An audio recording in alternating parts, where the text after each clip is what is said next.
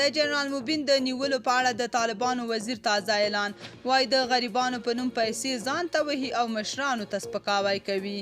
جزئیات هم دلته وګورئ او چینل هم سبسکرایب کړئ.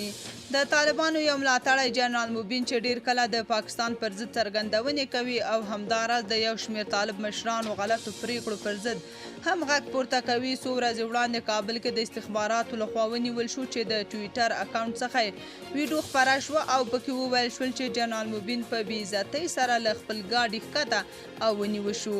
اوس تازه طالب مشرانو ته نږدې خبریال سمیع یوسفزی وایي چې له یو طالب وزیر څخه د جنرال مبین د قضیې په اړه پوښتنه وکړه نو یاد وزیر ورته داسې ځواب ورکړی.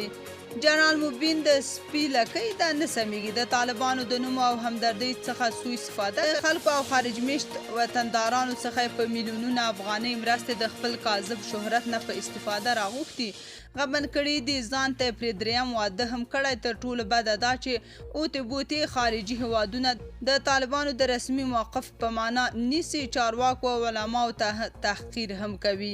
امارات کې هیڅ چاته کاذب ډوله شهرت اجازه نه ورکوي چې د خلکو له احساساتو ګټه پورته کړي او اسلامي امارت ته زیانونه ورسوي. مبین عملی ژوند کې نه تقوا لري او نه هم کومه جهادي سابقه، بس یو مسخره کرکټر دی چې هره ورځ امارت ته مشکلات زیږوي او ځان په رښتیا جنرال ګڼي، خو البته له زنداني کېدو خبر نه لرم. یو شمېر افغانان بیا وایي دا چې مبین د افغانستان پر ضد د پاکستان د شومو لوبو پر ضد غږ پورته کوي نو ښایي له همدې امله نیول شوی وي. تاسو په دې اړه څه نظر لرئ؟ کومنټ کې شریک او چینل هم سبسکرایب کړئ.